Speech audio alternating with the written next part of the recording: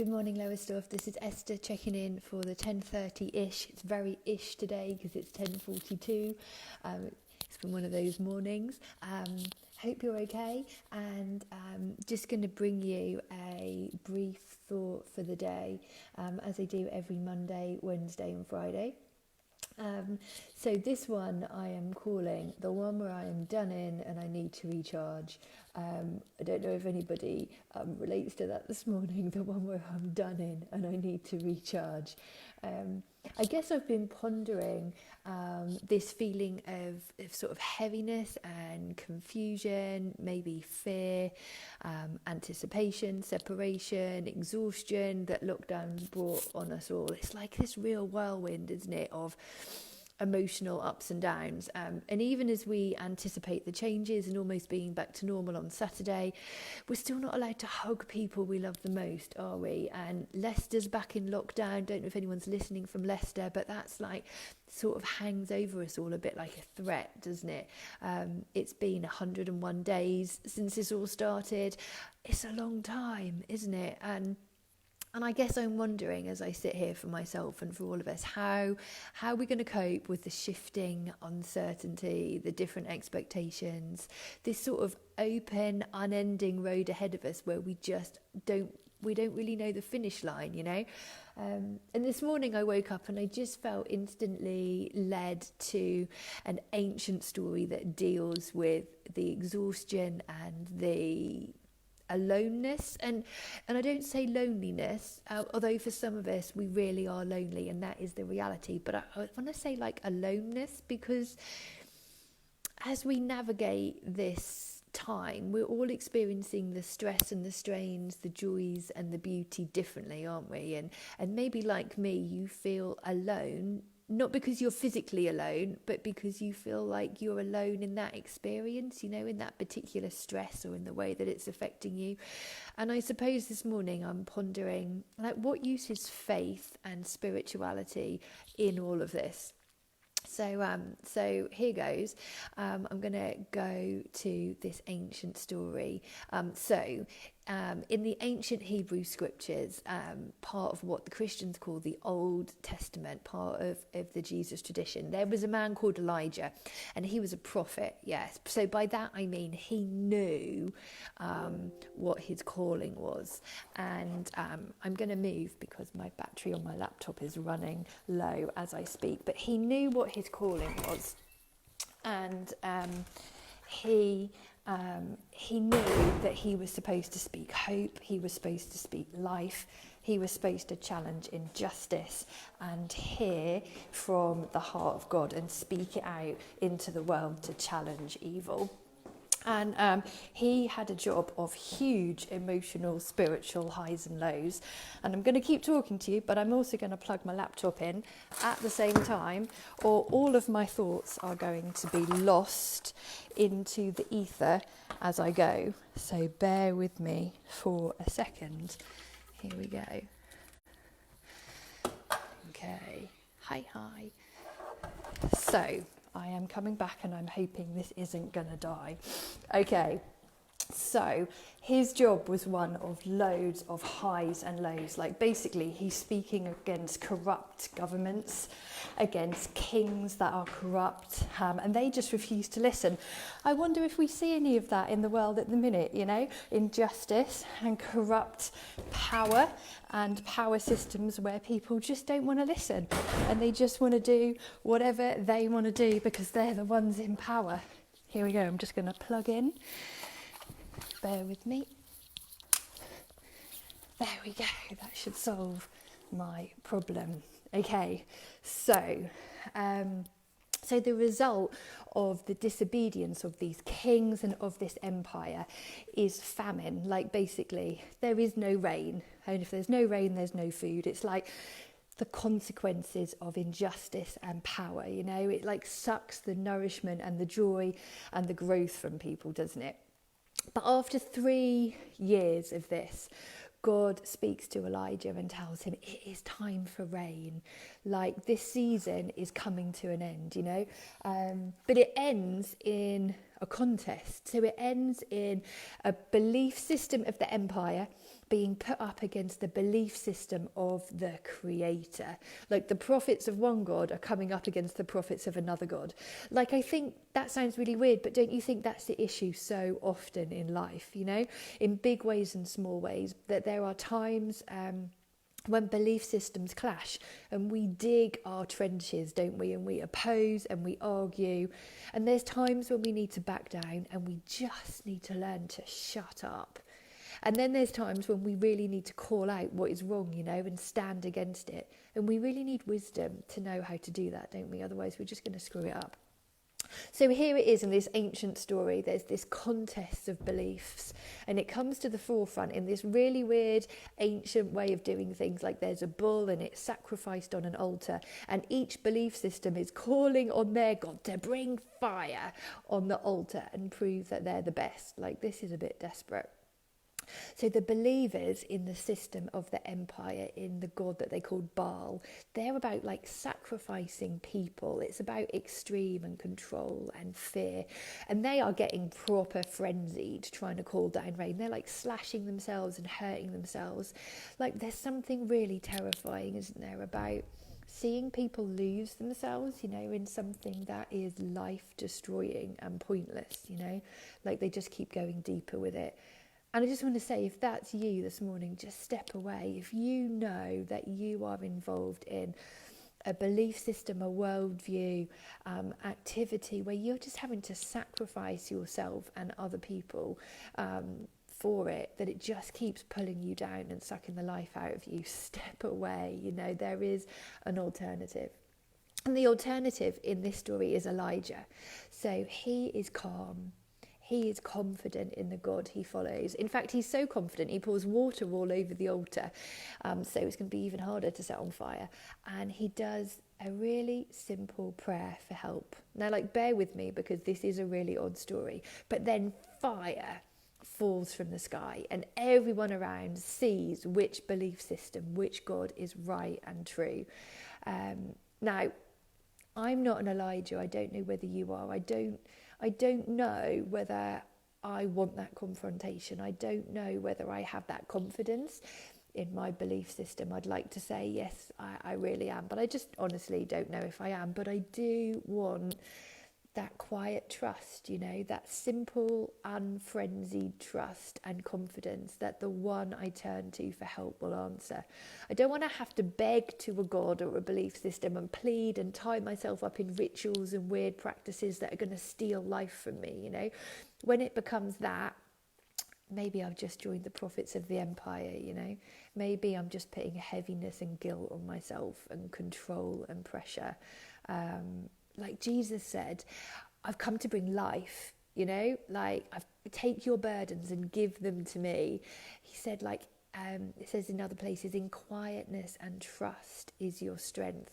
So maybe when life is a frenzy, maybe when I'm having to work myself into some kind of, I don't know, craziness to get what I need, maybe I'm looking in the wrong place, you know. That makes me think. And maybe I just learned to need to breathe and ask and wait. Like Elijah did. He knew who to have trust in. But what gets me is that after this amazing connection with God, after this spiritual high and this battle for worldviews, Elijah's done. You know, like, he's done. He hears now that the empire is going to come and get him, like they're sending an army to kill him because he's humiliated them, and he runs away. Like, do you ever get that? I'm just done in now. I'm done. Like, it has been good, but I'm done. I just don't have anything else to offer, and I need to just leave because I can't face anymore. And Elijah is so honest, you know, and he just says to God, he says, I've had enough, Lord, take my life away. I'm useless, I'm done, take it away. And I guess this is a message to all of us who feel even slightly like that, you know, like it's just too much. Like that depression is closing in, you know, that sense of I'm worthless can stalk you, can't it? And even though we've had highs, even though you may have had amazing times of spiritual connection, even though you've had points, maybe those of you that are exploring the Jesus path, where you've really known it's true, you've felt it and it's hit your emotions and it's changed you. Or maybe at this time you're having great times with friends, you're spiritually connecting, you've had a few good days, but then, like, do you know what, the adrenaline stops pumping and you're exhausted and you're back in that dark place. Like, I wonder what God says to him. What do you think God is going to say to this man who has just seen an amazing miracle and now is running away and is tired and done in? Like, is he going to tell him to buck his ideas up and get on with it? Like, why are you whining? Like, it's all in your head. Get over it. We spout this sort of nonsense at each other, don't we, when we don't understand, when we don't listen. And to be honest, if this God is the sort of God that when I'm spent, when the cloud is heavy, when I've lost who I am, if he's one who just tells me to buck up and get on with it, then I don't really want that God, you know, that glib answer, that pull yourself out of it God. I don't want that. I don't need that. But actually in this story, that's not what God does. Instead, there's this beautiful, tender, helpful compassion, you know, like God sends an angel to him, it says. Again, you may be like, what? Angels? Bear with it. And the angel wakes him up and touches him. Like when this person is broken, the Spirit of God, an angel of God comes in, touches him. Like this is intimate and this is friendship and this is connection. And then he tells him to eat and drink, and then he lets him sleep again, and then he does it all again, and it keeps going until Elijah has the strength again to see clearly, until his energy is restored, until he's listened to his body and his exhausted mind is ready to go again. And it just made me think, I suppose, that maybe we're sort of in this place of sort of famine, aren't we? Like it's not what it should be. We're all trying to do our part, and we're all having these highs and we're having these lows. And rather than getting in a frenzy and trying to work yourself up to be whatever you think you should be, maybe you just need to hear the angel of God come to you and touch you gently and suggest that you eat something. Like, this is practical life stuff. You know, this is psychology and physiology. Like, you need to look after yourself. The angel of God comes to him and says, nourish your body, you know, your body's exhausted, give yourself some fuel for life, yeah? Maybe you need to eat healthy, maybe you need to start eating breakfast, maybe you just need to like binge that bag of crisps because you need to give yourself some comfort. And then the angel says to him, have a drink, like not a drink, but like your body needs fluids, like you're made up of a lot of water, you need to keep your body nourished and recharged, like have a drink. And then sleep, yeah, sleep, like listen to the exhaustion, know that the angel of God is with you and take a moment. Like this God that we believe in isn't one that dismisses our emotions, he looks after us in it, but he isn't just going to let us stay there, he's calling us forward, he's calling us to rest so that we can then get up again.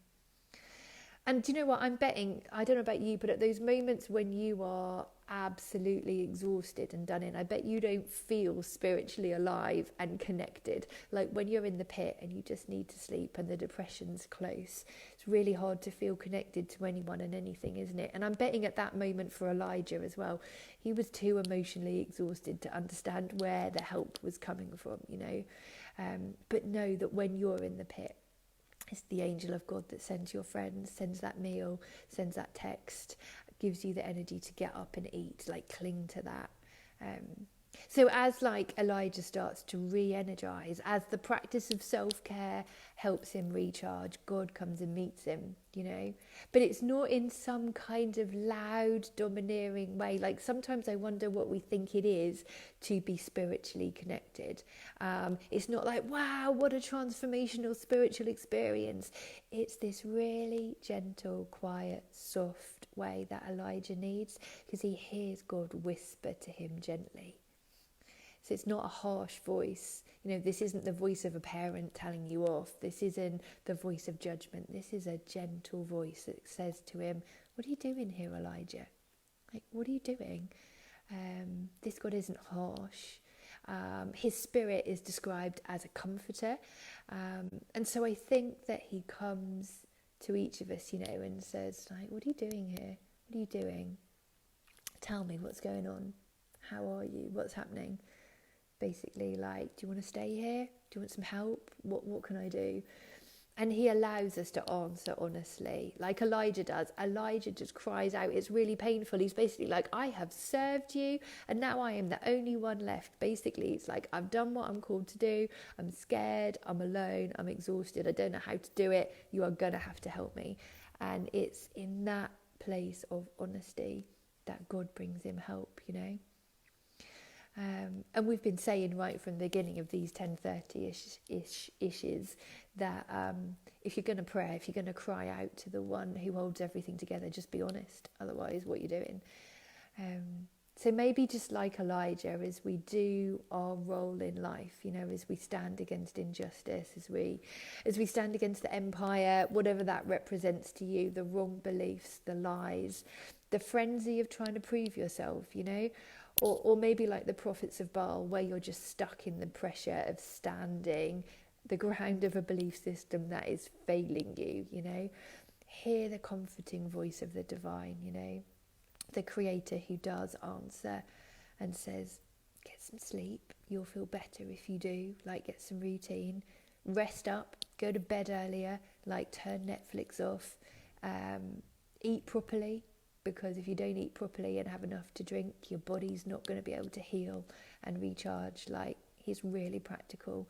You need your body and mind to be working okay. And as you do that, he says, listen to my whisper that wants to really gently lead you to a place where I can help you, to restore you and care for you. He says, I'm not in the chaos. You won't find me there. But when you need gentle encouragement, one step at a time, that's where I am. So I hope that helps this morning. So may you know, as you face confrontation, as you battle worldviews, as you deal with lockdown and coming out of it, as you struggle with what it means and who you are, may you know the voice of the divine, who doesn't get at you but comes to you really practically and says, why don't you have a rest? Why don't you eat properly? Why don't you have a drink?